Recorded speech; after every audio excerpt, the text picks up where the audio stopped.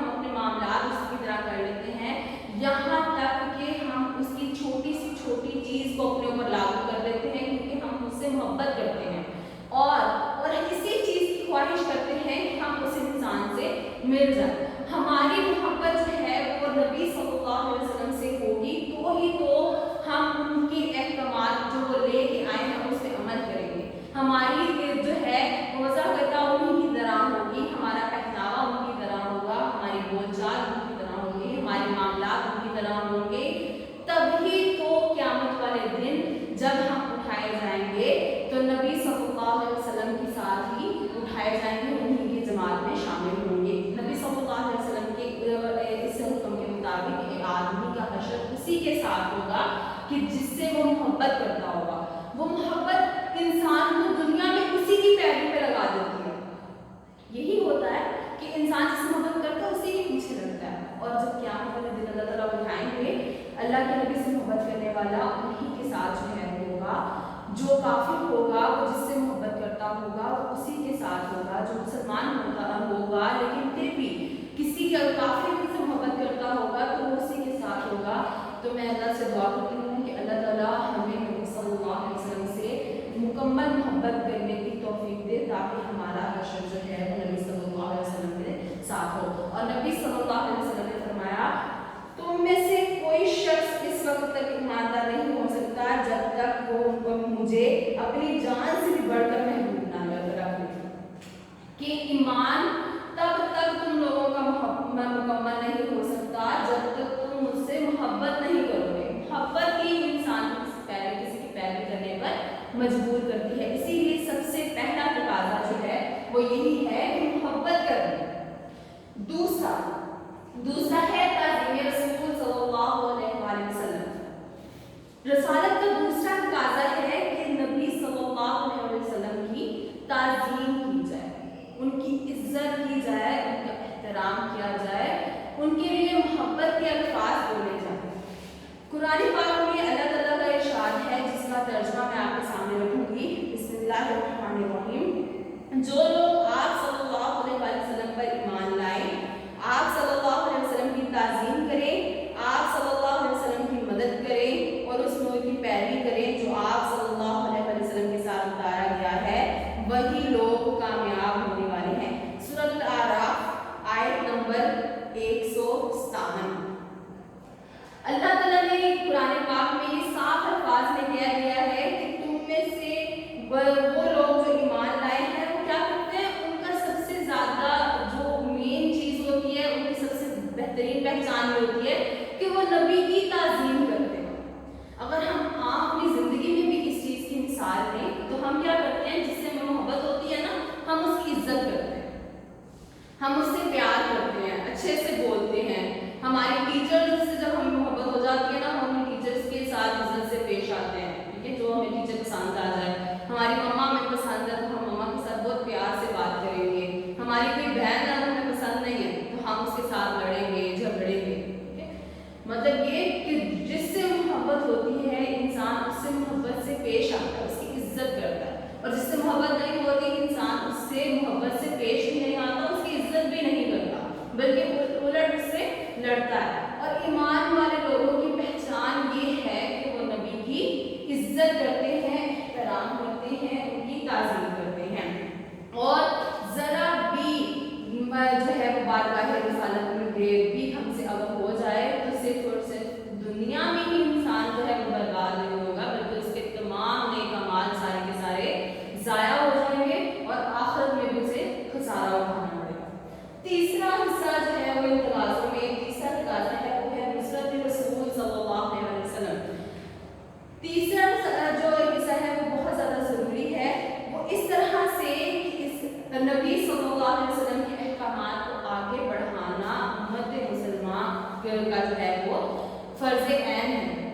اللہ کے نبی نے اس چیز کا جس چیز کا حکم دیا ہے، امت مسلمہ پہ یہ فرض ہے کہ وہ اس کو آگے پہنچائیں، کیونکہ نبی صلی اللہ علیہ وسلم آخری نبی اور ان پہ جو نازل ہونے والی کتاب ہے وہ آخری کتاب ہے، نہ تو ان کے بعد کوئی نبی اس دنیا میں آئے گا اور نہ ہی ان کے بعد کوئی کتاب جو ہے وہ اس دنیا میں آئے گی اللہ تعالیٰ کی طرف سے۔ تو اسی کے احکامات کو، انہی احکامات کو جو نبی صلی اللہ علیہ وسلم اس دنیا میں لے کے آئے ہیں، یہ امت مسلمہ پر فرض ہے کہ وہ ان احکامات کو آگے سے آگے پہنچائیں، اور اسی چیز کو ہم کہتے ہیں نصرت رسول، کہ رسول کی مدد کی جا رہی ہے۔ اللہ تعالیٰ نے رسول صلی اللہ علیہ وسلم کو بھیجا دنیا میں اسی لیے کہ وہ اللہ تعالیٰ کے احکامات کو لوگوں تک پہنچائیں اور آخرت تک جو ہے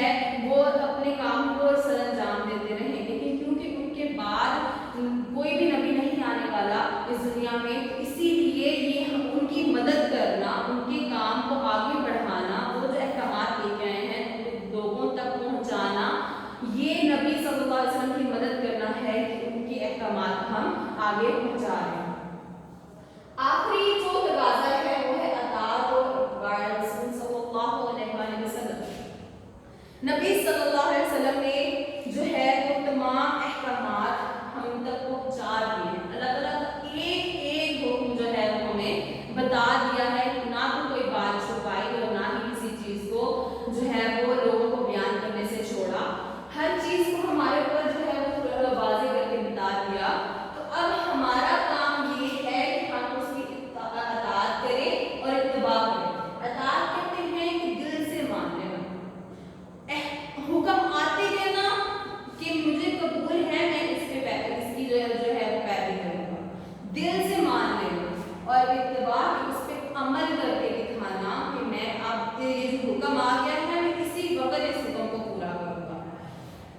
اطاعت و اتباع کرنا، حکم کو آتے ہی اس کو مان لینا اور اس پہ عمل کرنا۔ اس کے بارے میں اللہ تعالیٰ کا ارشاد ہے قرآن پاک میں، جس کا ترجمہ میں آپ کے سامنے پیش کروں گی۔ سورۃ النساء میں اللہ تعالیٰ فرماتے ہیں، بسم اللہ الرحمن الرحیم، اے مومنو اللہ کی اطاعت کرو اور اس کے رسول کی اطاعت کرو۔ سب سے زیادہ ضروری چیز جو اللہ تعالیٰ نے قرآن پاک میں بتائی وہ ہر جگہ پہ اللہ تعالیٰ نے کہا اطیعوا اللہ واطیعوا الرسول، کہ اللہ کی اطاعت کرو اور اس کے رسول کی اطاعت کرو۔ جہاں جہاں اللہ تعالیٰ نے اپنے اطاعت کا حکم دیا، ساتھ ہی رسول کی اطاعت کا حکم دے دیا، اور یہی چیز اس چیز کی اہمیت کو بہت زیادہ بڑھا دیتی ہے کہ اللہ تعالیٰ کے اوپر ایمان رکھنا ہے، ساتھ ساتھ ضروری ہے کہ ہم اپنے آخری نبی صلی اللہ علیہ وسلم پر ایمان رکھیں، اس کے تمام رسولوں پر ایمان رکھیں۔ یہ حصہ جو ہے وہ پورا کا پورا اللہ تعالیٰ کے ایمان کے ساتھ شامل ہو جاتا ہے، یہ بہت زیادہ ضروری ہے۔ اور یہ ہی ہمیں بات سمجھ آ جانی چاہیے کہ جب تک ہم رسول کی اطاعت نہیں کریں گے ہم اللہ کی اطاعت نہیں کر سکیں گے، کیونکہ رسول وہی احکامات لے کے آئے ہیں جو اللہ تعالیٰ نے ان کو دے کر بھیجا ہے۔ دوسری جگہ پہ اللہ تعالیٰ ارشاد فرماتے ہیں سورہ آل عمران، بسم اللہ الرحمن الرحیم، تم میری اتباع کرو اللہ تعالیٰ تم سے محبت کرے گا۔ اللہ تعالیٰ قرآن پاک میں فرما رہے ہیں نبی صلی اللہ علیہ وسلم کو کہ اے پیغمبر ان کو کہہ دو، مسلمانوں کو کہہ دو کہ تم میری اتباع کرو، اللہ تعالیٰ تم سے محبت کرے گا، کیونکہ میرا بتایا ہوا ایک ایک حکم جو اللہ تعالیٰ نے دیا ہے وہ بالکل اسی طرح ہے جس طرح اللہ تعالیٰ تمہیں پسند کرتے ہیں کہ تم کرو۔ اور اللہ تعالیٰ کے احکامات پر جب اللہ تعالیٰ عمل کیا جائے گا تو یہ بات بالکل پکی اور پختہ ہو جائے گی کہ اللہ تعالیٰ ہم سے محبت ضرور کرے گا۔ آپ کسی چیز پہ جو ہے وہ مثال لے لیں، آپ اگر کسی اپنی دوست کو پسند کرتی ہیں یا اپنی امی کو پسند کرتی ہیں تو جب ہم امی کے آگے پیچھے ہوں گے، امی کی ہر بات مانیں گے، امی کے ہر کہنا مانیں گے، ان کا کہا ہوا کام اسی وقت کریں گے اور کرتے بھی رہیں گے جب تک کہ وہ اس کا جو ہے وہ نعمت بدل نہ دے دے، تو امی ہم سے بہت زیادہ خوش ہوں گی۔ امی کی خوشی کا جو ہے وہ آپ اندازہ لگائیں کہ انسان جو ہے وہ کتنا خوش ہوگا کہ میری بات مانی جا رہی ہے، میری پیروی کی جا رہی ہے، تو اللہ تعالیٰ ہم سے کتنا راضی ہوگا کہ جب ہم اللہ تعالیٰ کی بات مانیں گے، اللہ تعالیٰ کی پیروی کریں گے، اللہ تعالیٰ کے احکامات پر پورا اترنے کی کوشش کریں گے۔ اور یہی چیزیں ہمارے ایمان کو مکمل کرتی ہیں۔ جب تک ہم ان تقاضوں کو پورا نہیں کرتے رسولوں پر ایمان ہمارا مکمل نہیں ہوتا۔ میری اللہ سے دعا ہے کہ اللہ تعالیٰ ہمیں اس کو سمجھنے کی اور اس پہ عمل کرنے کی توفیق دے، ہمارے سب کے ایمان کو مکمل کرے، ہمارے سب کے ایمان کو پختہ کرے، تاکہ ہم دنیا میں بھی کامیاب ہو سکیں اور آخرت میں بھی کامیابیوں سے ہمکنار ہو سکیں۔ وما توفیقی الا باللہ۔